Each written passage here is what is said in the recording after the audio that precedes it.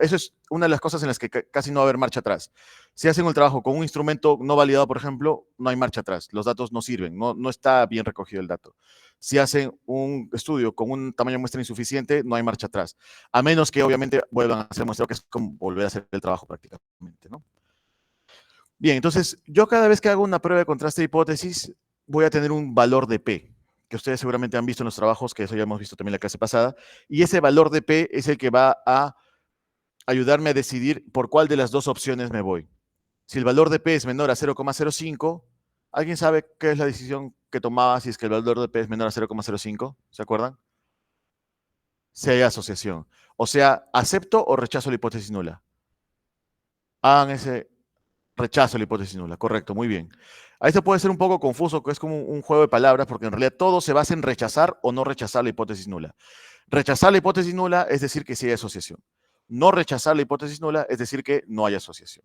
¿Ya? Entonces, si es menor a 0,05, rechazo la hipótesis nula, concluyo de que sí hay asociación. Si es mayor o igual a 0,05, no rechazo la hipótesis nula, o sea, acepto la hipótesis nula, concluyo de que no hay asociación. ¿Ya?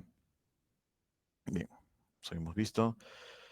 Bueno, eso es un poco lo mismo, ¿no? Sobre el valor de P. El concepto de valor de P, revísenlo, repásenlo. Es como que el valor de P es la probabilidad de que los datos observados se presenten si es que la hipótesis nula sea cierta, ¿no? Mientras más baja sea esa posibilidad, entonces menos probable es que esto suceda cuando la hipótesis nula es cierta, por lo tanto, rechazamos la hipótesis nula, ¿no? Mientras más pequeño sea el valor de P. ¿Cuán pequeño tiene que ser? Por consenso hemos decidido que tiene que ser más pequeño de 5%. Cuando la probabilidad de que los datos observados sucedan cuando la hipótesis nula es cierta es menos del 5%, o sea, es tan baja que es menos del 5%, rechazamos la hipótesis nula ahí. ¿Ya? Y ese 5% también es por consenso. No es que hay en otras áreas de la ciencia puede ser 1%, 0.1%, etcétera, ¿no? En medicina, en biomedicina, en ciencias biomédicas, lo que usamos es 5%. Bien, tablas cruzadas. Vamos a repasar ahora las medidas de asociación. ¿Ya? En este punto me gustaría que eso ustedes lo practiquen, porque esto no hay otra forma de que podamos interiorizarlo mejor si es que no lo practicamos, ¿no? Por ejemplo, quiero hacer, digamos, un estudio transversal analítico. Como variable dependiente tengo la hipertensión y como variable independiente tendría el sexo, ¿no? Varones, mujeres. ¿Cuáles eran los grupos de comparación que formaría si es que este es un estudio transversal analítico en el que la variable independiente es el sexo? ¿Cuál sería el grupo de comparación? ¿Varones y mujeres o hipertensos y no hipertensos? ¿Qué opinan? ¿Cómo? Varones y mujeres, muy bien. ¿Por qué? Porque la variable independiente es sexo, que tiene varones y mujeres. Entonces tengo un grupo de varones, ¿no? Un grupo de varones y un grupo de mujeres. Vamos a ver con otro color. Y un grupo de mujeres. Muy bien. Ahora, ¿cuál es el porcentaje? El desenlace es categórico. Como es un desenlace categórico, lo vamos a presentar en porcentaje. ¿Porcentaje de qué? De hipertensión. Ese es mi desenlace, hipertensión. No voy a comparar el porcentaje de no hipertensión porque yo no quiero ver acá quién de los dos tiene no hipertensión. Yo lo que quiero ver es quién de los dos tiene hipertensión, ¿no? Entonces voy a calcular el porcentaje de hipertensión en cada grupo. Ayúdenme, por favor, con ese cálculo. Hagámoslo manualmente. Yo creo que ya está puesto aquí, pero quiero que lo hagamos nosotros manualmente porque no siempre la tabla te da los porcentajes de la forma en que nosotros lo queremos, ¿no? ¿Cuántos varones son? ¿Cómo? ¿Cuántos varones hay en la tabla? ¿Cómo? ¿Se ve, chicos? 7.059 varones en total. No estoy hablando de varones con hipertensión o varones sin hipertensión. O sea, el total de varones es 7.059. De ese total de varones, ¿qué porcentaje tiene hipertensión? ¿Cómo calcula el porcentaje de hipertensión en los varones? ¿Qué tendría que dividir? Claro, sería 1.916 entre 7.059, ¿no? A ver, vamos a ver cuánto sale. 1.916 entre 7.059. ¿Cuánto sale? ¿Perdón? Ya, claro, que si lo pasamos a porcentaje sería 27.1%, que es ese porcentaje que está ahí, ¿no? Nos calza. Hagamos lo mismo en mujeres. ¿Cuántas mujeres hay? 7.197 mujeres. ¿Cuántas de esas mujeres tienen hipertensión? 1.465. ¿Cuál es el porcentaje de hipertensión en las mujeres? 1.465 entre 7.197, ¿no? 1.465 entre 7.197, que me da como resultado 20.4, ¿no? ¿Lo comprobamos, por favor? ¿Me ayudan? ¿Sí? Ya, 20.4%. ¿Quién tiene más hipertensión, los hombres o las mujeres? Los hombres, ¿no? Ahora, esto es una muestra. Esto no es toda la población. Digamos que toda la población son todos los peruanos. Los peruanos no somos 14.256 sujetos. Los peruanos somos millones de personas. Entonces, digamos que esta es una muestra de la población total. Yo puedo, con lo que estoy viendo nada más aquí, yo puedo inferir de que los resultados de esta muestra son iguales en la población o no. Solo con lo que ven acá. ¿Confiarían que son iguales o no? Bien hecho, está bien hecho el muestreo por si acaso. Si es un muestreo probabilístico y todo. ¿Qué opinan? ¿Qué es lo que faltaría para yo extrapolar o inferir estos resultados a la población? La prueba de contraste de hipótesis, que les dije hace un ratito. La prueba de contraste de hipótesis, porque o sea, yo veo que son diferentes. Yo digo, ¿para qué tengo que hacer un chi cuadrado acá si ya veo que los varones tienen 27 y las mujeres tienen 20? O sea, ¿de qué va el chi cuadrado? Justamente la prueba de chi cuadrado, que podría usar en este caso, lo que va a hacer es inferir o evaluar o estimar qué tanto esta diferencia que observo en mi muestra también se va a dar en mi población. ¿Ya? ¿Cuál sería la hipótesis nula en este caso para la prueba de chi cuadrado?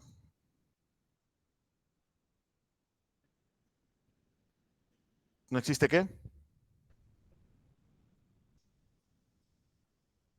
No, no, estás todo bien, pero la palabra que has usado es otra, debería ser otra. No existe diferencia, no es que no existe prevalencia, no existe diferencia entre la prevalencia de hipertensión en los hombres frente a la prevalencia de hipertensión en las mujeres. Que es lo mismo decir que la prevalencia de hipertensión en hombres y mujeres son similares, ¿no? Son iguales. Esa es la hipótesis nula. La hipótesis alterna sería lo contrario, decir que la prevalencia de hipertensión entre varones y mujeres son diferentes, ¿ya? O no son iguales. ¿De acuerdo? Muy bien. Entonces, aquí se hace en este estudio una prueba de chi cuadrado que resulta con un valor de P así. ¿Qué opinan? ¿Qué decisión tomamos? ¿Aceptamos, rechazamos o no rechazamos la hipótesis nula? Rechazamos la hipótesis nula porque el valor de P es menor a 0,05, ¿no? Entonces, concluimos, ¿cuál sería la conclusión aquí? ¿Cuál de las dos hipótesis tomo? La alterna. ¿Qué es lo que dice acá la hipótesis alterna? ¿Cómo? Claro, la prevalencia de hipertensión en varones es diferente a la de mujeres. Y como yo tengo el detalle de los datos de cada uno, yo podría decirlo de esta forma. La prevalencia de hipertensión en varones es mayor que la prevalencia de hipertensión en mujeres, ¿no? Yo podría a partir de eso concluir que existe asociación entre el sexo y la hipertensión. Ahora, es que esto es un poco inespecífico, ¿no? Decir entre el sexo y la hipertensión, diré, pero el sexo que los hombres tienen más o las mujeres tienen más. Un poco más aterrizado sería decir que los hombres o los varones tienen mayor prevalencia de hipertensión en comparación con las mujeres, ¿ya? Bien, entonces he comparado dos prevalencias con la prueba de chi cuadrado. ¿Se acuerdan qué otra forma tenía de comparar prevalencias? Ya usando una medida de asociación que no solo me dice si hay asociación o no, también me dice cuán fuerte es la asociación. ¿Se acuerdan cuál es? Es una medida que se suele usar mucho en epidemiología para calcular la medida del efecto. Se llama,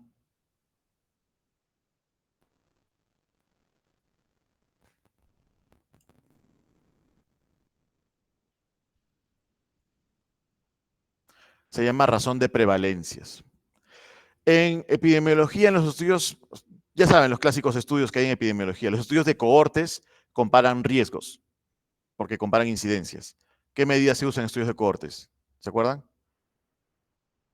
Le dicen RR, riesgo relativo. Muy bien. En estudios de casos y controles, ¿qué medida se usa? Odds ratio. Muy bien. Odds ratio, odds ratio. Y en estudios transversales que ven asociaciones, transversales analíticos, ¿qué medida se usa? Razón de prevalencias, ¿no? En los estudios que ven sobre vida, hazard ratio. No lo hemos visto, pero creo que en algún momento lo podríamos tocar. En los estudios que ven, por ejemplo, Bueno, sobre vida, y bueno, ya, creo que con eso estamos bien. ¿Cómo calcularíamos la razón de prevalencias aquí? ¿Se acuerdan cómo era la medida de la razón de prevalencias? ¿Cómo se calculaba la razón de prevalencias? Primero, desglosemos el término, ¿qué es una razón de prevalencias? Una razón es una razón geométrica, o sea, una división. División. División de prevalencias. ¿Cuáles son las prevalencias que están en evaluación acá? Las prevalencias de hipertensión en los hombres y la prevalencia de hipertensión en las mujeres. Entonces, una razón de prevalencias no es más que una división de estas dos prevalencias. Pero tengo que tener el cuidado de que siempre que hago estas medidas como odds ratio, razón de prevalencias, riesgo relativo, hazard ratio, coeficiente de regresión, tengo que tener una categoría de referencia. ¿Ya? La categoría de referencia es aquella categoría de la variable independiente que tiene menos riesgo del desenlace o que está menos expuesto. Nosotros por teoría sabemos que los varones tenemos más riesgo en general de enfermedades cardiovasculares. Entonces, si yo no supiera esto de buenas a primeras, ¿cuál sería la categoría de referencia aquí, los hombres o las mujeres? Si hemos dicho que los varones tenemos más riesgo en general de enfermedades cardiovasculares que las mujeres, y yo no sé estos datos todavía, ¿cuál pondría como categoría de referencia, los hombres o las mujeres? Recuerden que la categoría de referencia es la que en teoría tiene menos riesgo del desenlace. En este caso, ¿cuál sería la categoría de referencia? Mujeres, ¿no? Las mujeres sería la categoría de referencia. Entonces, la razón de prevalencias se va a calcular dividiendo las prevalencias. En el numerador va la prevalencia del desenlace en la categoría expuesta, que serían los varones, ¿no? Que sería 27.1. Y en el denominador va la prevalencia de la categoría no expuesta, o también llamada referencia, que es la prevalencia de hipertensión en las mujeres, que es 20.4. ¿Alguien me ayuda con el cálculo de la razón de prevalencias, por favor?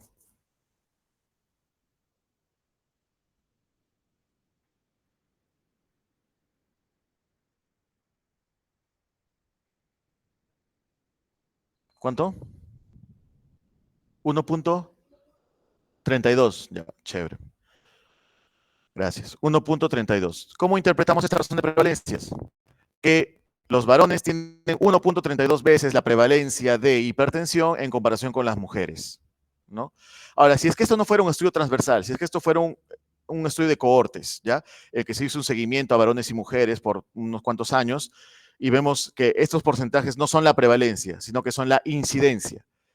Calcularía la razón ya no razón de prevalencia, sino calcularía el riesgo relativo, ¿no? Y lo calcularía de la misma forma porque si son incidencias acumuladas también se expresan en porcentajes. O sea, matemáticamente sería lo mismo. Solamente que ya no concluiría de que los varones tienen 1.32 veces la prevalencia, no, sino los varones tienen 1.32 veces el riesgo de tener hipertensión en comparación con las mujeres. ¿Se entiende? Muy bien. Ahora calculemos el odds ratio, que ahí está calculado, pero yo quiero que lo calculemos nosotros también. ¿Cómo calcularíamos el odds ratio? Primero, desglosemos el término odds ratio o odds ratio. Voy a decir odds ratio porque es más fácil para mí. ¿Qué significa ratio en español? Razón también, ¿no? Razón. Razón de odds. O sea, es el mismo principio de la razón de prevalencias, solo que en vez de dividir prevalencias, ¿qué divido? Probabilidades, chances, odds, ¿no? Yo prefería llamarle odds, que es el término original en inglés, porque hay momios también, hay gente que lo traduce como momios. ¿Se acuerdan cómo se calculaba el odds? Lo vimos la semana pasada. ¿Se acuerdan cómo hemos calculado la proporción? Era dividir, por ejemplo, los varones, los que tienen hipertensión entre el total de varones, ¿no? Así hemos calculado la proporción. El odds se calcula dividiendo, el odds de hipertensión en varones se calcularía dividiendo los que tienen hipertensión entre los que no tienen hipertensión. O sea, ya no es entre el total de varones, sino entre los que no tienen hipertensión, entre el resto. ¿Me entienden? ¿Cuál sería el odds de hipertensión en varones? ¿Cómo lo calcularía?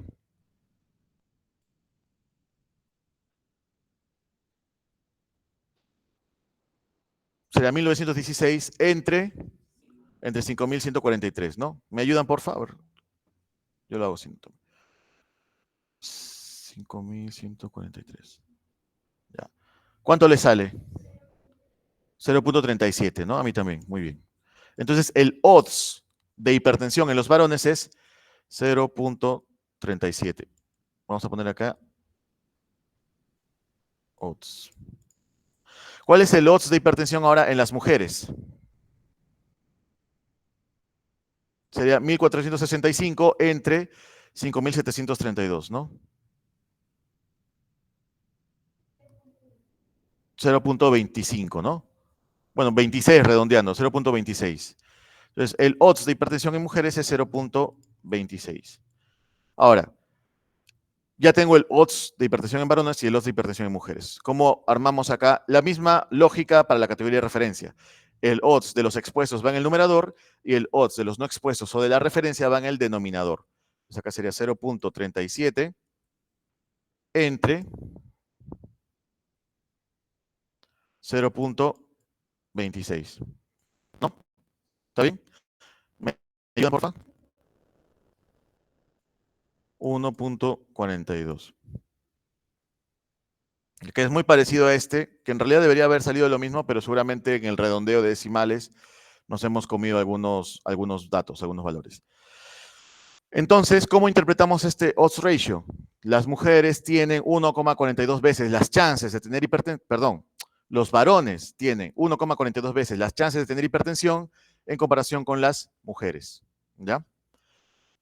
Esta medida del odds ratio se acerca al riesgo, pero no es una medida de riesgo como tal. Por eso yo desaconsejo usar el término riesgo cuando hablamos de odds ratio.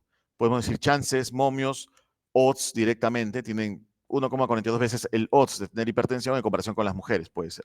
¿No? Chances creo que es el término más usado. Algunos dicen probabilidades, yo también, es que probabilidades tiene más, el significado de probabilidad tiene más que ver con riesgo que con chances, ¿no? Así que chances, odds o chances odds, ¿no? Les aconsejaría usar. Muy bien. ¿Hasta acá hay alguna pregunta, chicos? ¿Todo claro?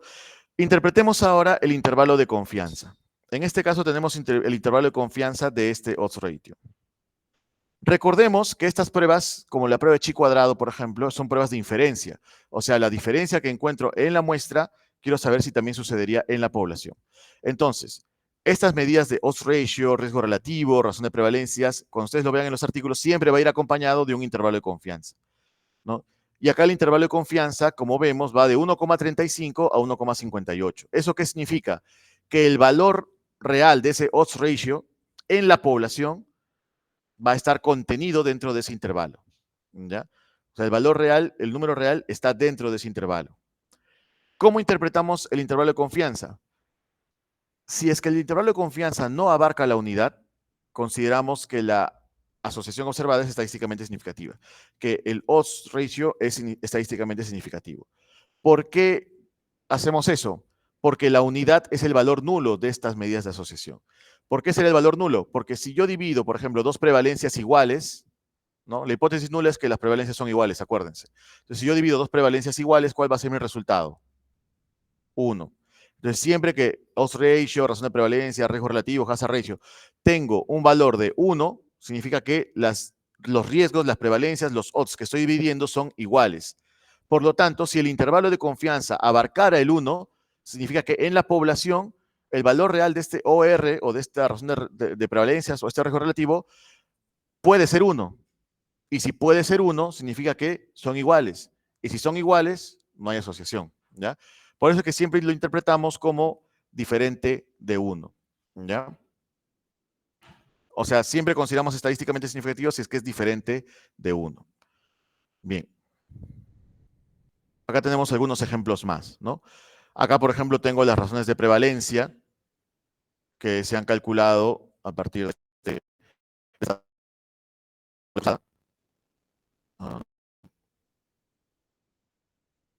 Esta razón de prevalencia está rara. ¿Qué opinan, chicos? ¿Esta razón de prevalencia estará bien o no?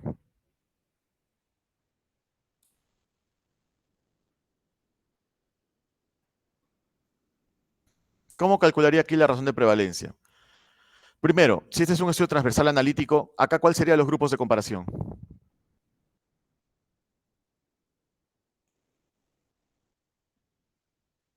¿No se ve bien? Ya. La depresión sería la dependiente y en este caso la calidad del sueño sería la independiente, ¿no? Entonces tendría dos grupos, el mal dormidor y el buen dormidor. Entonces un grupo, el mal dormidor,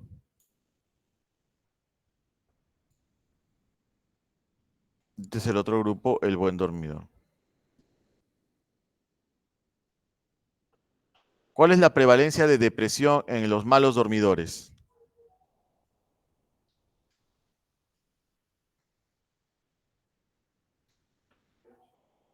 38,67.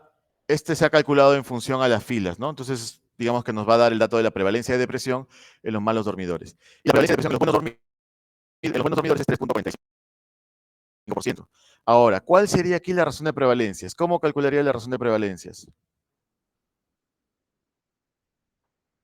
¿Cuál es el expuesto y cuál es el no expuesto? ¿Y cuál es la referencia acá? El mal dormidor sería el expuesto y el buen dormidor sería la referencia. Entonces, ¿cómo estructuraría la división para calcular la razón de prevalencias?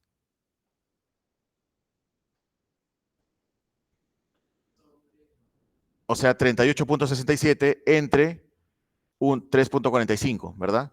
¿Y eso con qué resultado debería dar? Yo creo que da un resultado que no es 1,28, ¿no? O sea, hacia el ojo por ciento no me cuadra este RP. ¿Cuánto sale, chicos? 11,20, ¿no? Acá creo que se han comido un 1, no sé qué han hecho. Pero, por ejemplo, estas cosas, si ustedes no saben, no tienen ni idea de cómo se calcula, se las creen, ¿no? Imagínense que no sea esto, imagínense que sea el efecto de un tratamiento que te quieren vender un visitador así. Si tú sabes calcular estos indicadores por ti mismo, puedes darte cuenta si es que acá de repente hubo un error de tipeo, un error en la diagramación, o directamente los autores no tuvieron el cuidado de hacer bien este cálculo, se pueden haber comido algo, o lo han hecho mal directamente, ¿no? Pero evidentemente acá hay un problema, o sea, este RP no es el RP. ¿Y cómo lo podemos comprobar? Trabajemos con esta siguiente variable, funcionalidad familiar. Tengo un grupo que es disfuncional, ¿no? ¿No? Y tengo otro grupo que es funcional. Ya. Disfuncional es la categoría de exposición y funcional es la categoría de referencia. ¿Cuál es el... ¿Cómo la razón de prevalencia? Tengo que la prevalencia en el grupo expuesto es 50% y la prevalencia en el grupo no expuesto es 24,58%. ¿Cuál sería la razón de prevalencias? 50 entre 24,58. O sea, ya casi al ojo, que es casi como con la mitad. Sería 2,05, 2,03. Bueno, este sí tiene sentido, este sí calza. O sea, acá sí lo han hecho bien, pero acá no lo han hecho bien. O sea, debe haber habido algún error acá. La verdad, yo no me di cuenta de esto cuando puse este ejemplo de diapositiva, pero me da gusto que lo veamos acá porque es un ejemplo de lo importante que es hacer lectura crítica y no dejarnos llevar así de buenas a primeras por cómo se presentan los resultados. Obviamente, ustedes no van a poder hacer lectura crítica si no tienen la manera de cómo hacerlo. Bien, dicho eso, vamos a hablar brevemente sobre el análisis bivariado y multivariado. ¿Ya?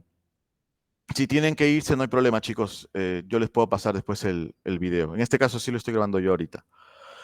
Bien, todo lo que hemos visto hasta ahora es análisis bivariado, ¿ya? De alguna forma, lo que estoy haciendo es ver qué tanto influye la variable independiente sobre la variable dependiente. Pero en la realidad, por ejemplo, en esta tabla, los peruanos no solo tenemos un sexo y hipertensión, no son las únicas cosas que definen un ser humano. Un ser humano tiene edad, un ser humano tiene otras enfermedades, un ser humano tiene un trabajo, un ser humano tiene hábitos, ¿no? Está expuesto a cosas.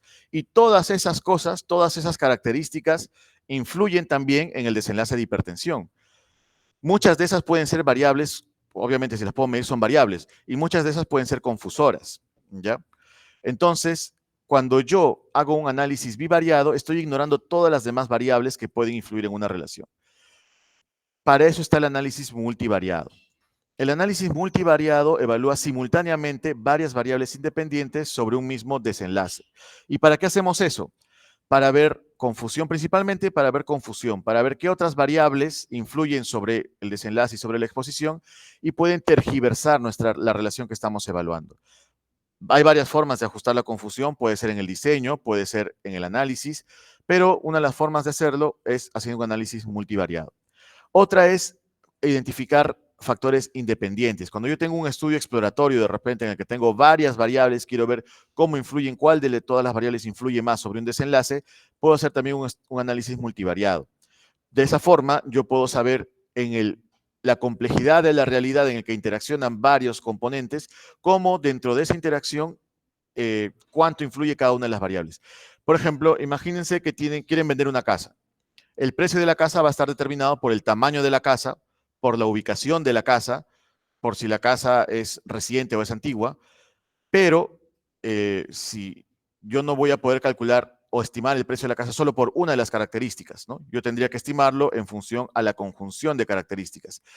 Esa es la diferencia entre un análisis bivariado y un análisis multivariado. Un análisis bivariado me dirá, la casa es más grande, entonces va a costar más, pero está ignorando si es que está ubicada en un barrio, no sé, pues un barrio pituco, si es que es un barrio peligroso, si es que está cerca a centros comerciales, si es que es reciente o no, si es que está amoblada o no, está ignorando todas esas cosas, ¿no? El análisis multivariado lo que hace es considerar todos esos factores en esa realidad compleja para estimar cuánto, incluso interaccionando con todos estos factores, cuál es el aporte del tamaño de la casa en el precio final de la casa, ¿no? Y en epidemiología hacemos esto, ¿por qué? Porque hay efectos que pueden confundirse, que pueden enmascararse, ¿no?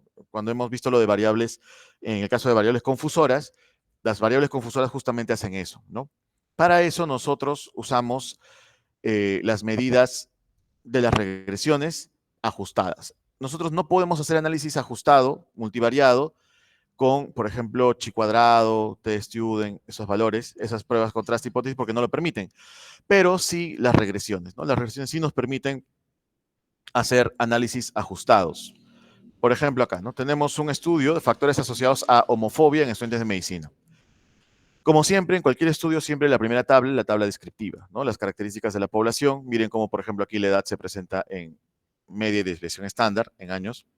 Luego tengo acá el análisis bivariado, en el que tengo la razón de prevalencias cruda, ¿ya? La razón de prevalencias cruda. ¿Por qué le decimos cruda? Porque esa es la razón de prevalencias del análisis bivariado, ¿ya? ¿Qué es lo que hemos visto hasta ahora? Luego tengo la razón de prevalencias ajustada, ¿ya? Eso significa que en el mismo modelo estoy evaluando, acá por ejemplo, este resultado de esta razón de prevalencias es solamente qué tanto el sexo influye sobre la homofobia, ¿no? ¿Qué tanto el sexo influye sin sin ninguna otra variable que intervenga en esta relación? En cambio aquí, por ejemplo acá, es el RP ajustado. Significa que me dice qué tanto el sexo influye sobre la homofobia, específicamente el sexo femenino, ajustado por edad, universidad, si está en ciencias básicas, si está en Lima, si es católico, si es machista, si es que conoce a homosexuales, si es que atiende a homosexuales. Es ajustado por todas estas variables, ¿no? Este es un análisis que, digamos, persiste la asociación, incluso ajustándose por esas otras variables. Significa que no está siendo confundida, no es una relación que está siendo confundida por otras variables, ¿ya? Esa es una forma de interpretar el análisis multivariado. El análisis multivariado tiene muchos objetivos, ¿no? Uno de los principales es evaluar confusión, pero también puede servir para evaluar interacciones, para evaluar, para hacer modelos en los que yo quiero ver exploratorios, en los que tengo una gran cantidad de variables, quiero ver cuáles de todas son las que más influyen. Y la decisión de armar un modelo multivariado, eso sí va a ir siempre en consonancia con lo que vayan conversando con su asesor, ¿no? Hay modelos, enfoques bioestadísticos, por ejemplo, en los que según el grado de asociación en el análisis bivariado, se van incluyendo modelos en el análisis multivariado, ¿no? Todas estas variables han sido escogidas para el análisis multivariado, probablemente porque estuvieron asociadas en el análisis bivariado. Algunos meten todas las variables, ¿no? Algunos meten solo las que salen asociadas. Hay métodos como la construcción de modelos multivariados anidados, ¿no?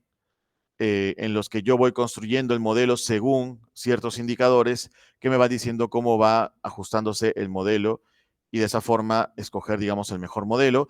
Hay otro enfoque que es el enfoque epidemiológico, en el que yo tengo una variable independiente y una variable dependiente.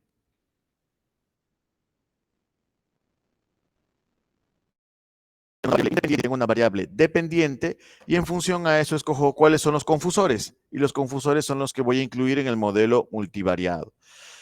En conclusión, armar un modelo multivariado es un proceso que tienen que trabajarlo de manera iterativa con sus asesores, depende del objetivo del trabajo, depende, por ejemplo, si ustedes quieren ver una relación entre variables, entre una variable independiente y una dependiente, mi consejo es que hagan un enfoque epidemiológico, identifiquen los confusores, hagan su DAC de variables, de relaciones causa-efecto entre variables, identifiquen confusores y según eso arman su modelo multivariado. Si es que están más bien con un estudio más bien exploratorio para ver cuáles son los factores que en general se asocian con un desenlace, ahí pueden hacer otro enfoque también, podrían explorar un enfoque bioestadístico, podrían hacer alguna construcción anidada, ¿no? de modelos multivariados, pero eso sí, no metan variables por meter. ¿Ya? Siempre hay que tener base teórica para meter las variables. Por ejemplo, aquí es homofobia. En ese estudio un poco se ha visto que estas son variables que de repente en otros estudios se asocian con homofobia o se ha visto que en ciertos contextos pueden estar relacionados. Yo de repente, no sé, por acá soy recontra hincha de la U, quiero hacer quedar mal a la Alianza. Entonces meto, es hincha de Alianza. Y de repente me sale asociación con que es hincha de Alianza, pero si no tuve ninguna base para meter que ser hincha de Alianza está asociado a tal, esa asociación no significa necesariamente que haya una relación causa-efecto detrás, porque cuando hago modelos multivariados, puedo tener asociaciones que no necesariamente reflejen una relación causa-efecto. Entonces, tengo que tener por eso mucho cuidado con qué variables meto y tengo que tener mucho cuidado de que las variables que incluyen el modelo estén sustentadas por la literatura. ¿Por qué? De repente yo quito de acá, a ver, la de machista no me gusta, la voy a quitar. Y por quitar la de machista, ya otras variables ya no salen asociadas. Cambia el RP del ajustado de los otros. Yo ahí corro el riesgo de que yo me pongo manipulador con mis datos y puedo, al final yo quiero que me salga esto asociado, esto no, y voy acomodando mi modelo. ¿No? Esa es una mala práctica científica y eso es algo que debemos evitar a toda costa. Entonces, para evitar eso, siempre tenemos que planificar desde el proyecto, cómo vamos a hacer nuestro análisis estadístico, ¿no? Por ejemplo, si nos esperamos muchos datos perdidos en alguna variable, probablemente sí podemos anticipar, tal variable la podemos quitar si tiene muchos datos perdidos. Pero es algo que tenemos que prever desde el proyecto, ¿de acuerdo? Bien, sí. Ujú. Sí, claro. De hecho, este trabajo es transversal analítico. El análisis ajustado lo puede hacer en cualquier diseño. ¿Ya? Depende, obviamente, a ver, en un estudio transversal lo que veo son asociaciones. Ahí la causalidad no la estoy evaluando tanto. Generalmente hago estos modelos ajustados o multivariados en estudios transversales cuando quiero explorar cuáles las asociaciones en general que persisten a pesar de las interacciones, a pesar de la confusión que pueda haber entre otros factores, ¿no? Pero concluyo sobre asociaciones. Yo puedo hacer análisis ajustado con el loss ratio. Creo que tengo un ejemplo por acá. Acá no, este es otro transversal analítico. Ya. Por ejemplo, aquí tengo el OR crudo y el OR ajustado, ¿no? O sea, también lo puedo hacer con el loss ratio. También puedo hacerlo con el riesgo relativo. También puedo hacerlo con cualquier regresión lo puedo hacer, ¿ya? Por eso es que en supervivencia, que no lo vamos a tocar ahora por el tiempo, pero si es que en algún momento se da la oportunidad, en supervivencia, la mejor forma de ver supervivencia es con las funciones de supervivencia de Kaplan-Meier, que seguro han visto las curvas de supervivencia que va bajando. Pero no puedo modelar con eso. No puedo hacer cuando digo modelar, no puedo hacer modelos multivariados, no puedo escoger confusores. Por eso es que se creó la regresión de Cox para ver hazard ratio, que también me puede dar crudo y ajustado, ¿no? También está, que en el caso de que el desenlace sea numérico, por ejemplo, este es un estudio que se publicó, este es un estudio que se publicó esta es una tesis, por si acaso, que se publicó de estudiantes de acá, se publicó en una revista en inglés, y el desenlace es el puntaje de estilo de vida. En este caso, no hemos hecho ni odds ratio, ni hazard ratio, ni riesgo relativo, ni razón de prevalencia, sino que hemos calculado el beta de regresión, ¿no? El coeficiente de regresión, que este ya se interpreta diferente, ¿no? En este caso, ustedes pueden ver que es negativo incluso, que es que ya no se interpreta en función a que, por ejemplo, acá los que tienen de 40 a 49 años tienen 5 veces la prevalencia de estilo de vida en comparación a menos de 40 años, sino que tienen en promedio 5 puntos más, ¿no? Ya estas son diferencias aritméticas. Digamos que esta es una razón aritmética, no una razón geométrica. No es una división, sino que es una resta. Por lo tanto, aquí el valor neutro, el valor nulo, es el cero, ¿no? Porque si yo resto dos números iguales, me da cero. Este es otro tipo de regresión que se suele usar cuando tengo el desenlace numérico, ¿ya? Que tampoco hemos entrado en profundidad, pero podríamos revisarlo también si se da la oportunidad en otra sesión, ¿no? Bien, primero hacer bivariado, ¿ya? Para conocer datos y detectar asociaciones probables. Y después ya hago el multivariado, ¿ya?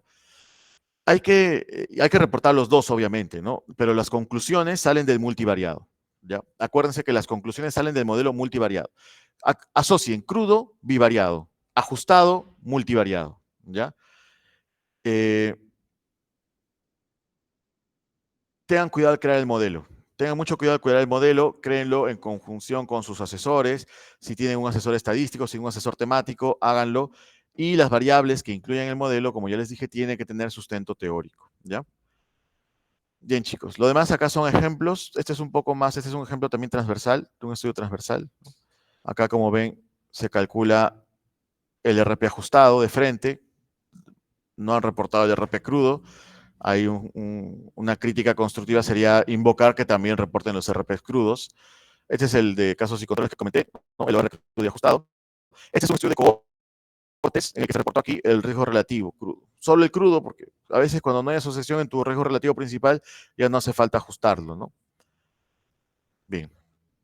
¿Alguna pregunta?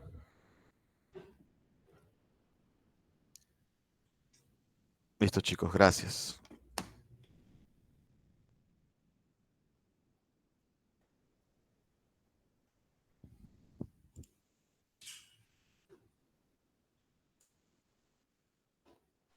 Doctor Dante, Hola, Manuel. bueno, Ya terminé la yo. grabación, Chao, chao. ¿sí? Sí, sí, Ok, lo entonces, voy a unir porque lo he la grabado por grabación, partes. sí, la grabación para que lo pases a los chicos, o lo vas a subir en tu canal de YouTube. No sé, tú dime. O ahí coordinamos, pues. Avísame para coordinar, Yo pues si lo, no yo te lo voy a paso los juntar videos primero. anteriores. Ujú. Sí, eso Ok, sí también, por favor. Paso. Ya, listo. eh, Gracias, Manuel. Gracias, un chicos. abrazo, ¿Algo, hasta algo luego. más? ¿Algo más? Tus Ok, ok, preguntas. ya, listo. Ya, Gracias. ya, ya. Ya. Chao, chao. Ya, listo. Listo, gracias. Buenas tardes.